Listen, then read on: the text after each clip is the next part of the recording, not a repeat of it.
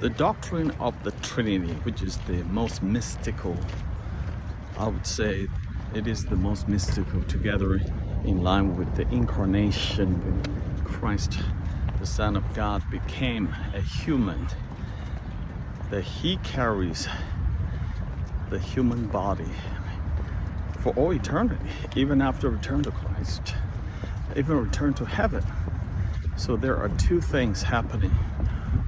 Now the doctrine of Trinity goes like this, according to Westminster's Catechism.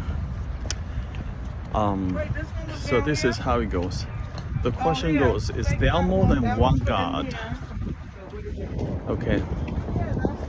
There's only one God.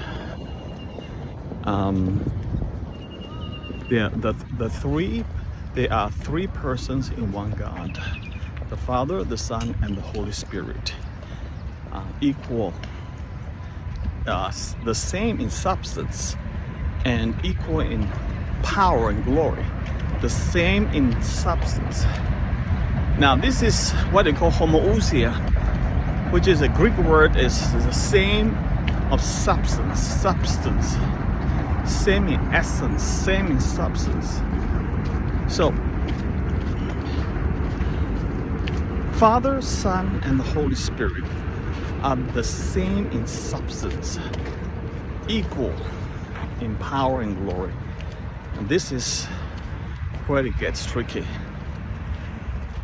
In the Old Testament, the Father has essentially been in charge, or Yahweh, in charge of the entire Old Testament era, the dispensation. When it comes to the New Testament, Jesus dominated the New Testament. The theme of centrality is Jesus. And later part of the New Testament, essentially from the book of Acts, in the book of Acts onwards, is the Holy Spirit. Okay, so you got three. So it's always been framed that way. Theological framing is the Father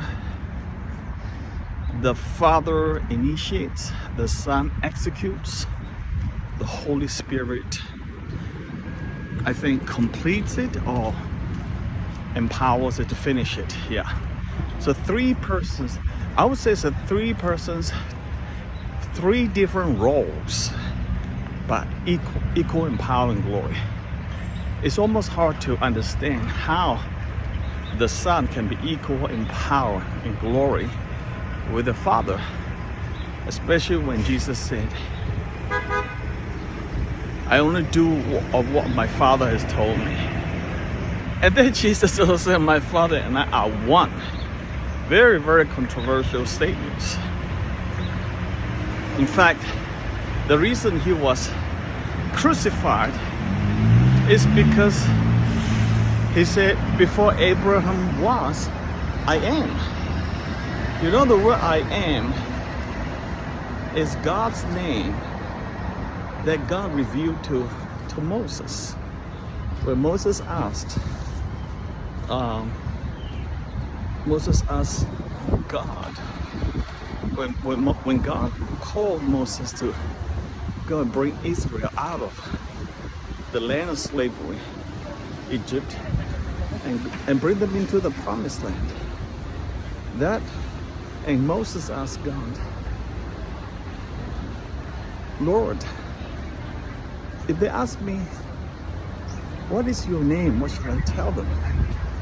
Well, that is a bold, daring question, right? Almost with audaciously. And God told Moses this amazing, stunning answer. My name is I am. Tell them I am has sent you to go and bring them out of Egypt. Now, why I am? Because God's name is not I was or what I will be. God's name is always I am.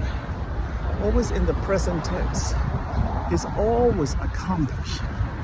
You know, so there's no ending, There's no beginning, just like what Hebrews says about Christ. So all this are clearly describing the eternal God. So when Jesus said, before Abraham was, I am, the Pharisees and the Jewish scholars knew exactly what he was talking about. And that was so offensive to the Jewish ears. And then they screaming, yelled, they rip off their shirt, they tore their shirts, and screamed and asked, what more evidence do we need? Crucify this guy. So that's what happened. All right, it's the claim to be God Himself by Jesus led Him to be crucified on the cross. You know, that claim really sets Christianity apart. There's no religion in the world that would say the Guru is God Himself. And also because it is so intricately, powerfully interesting. Because all religions, there's only one person called God. But in Christianity, there are three persons. It's a Trinitarian God, Triune God. It's a mind-blowing doctrine.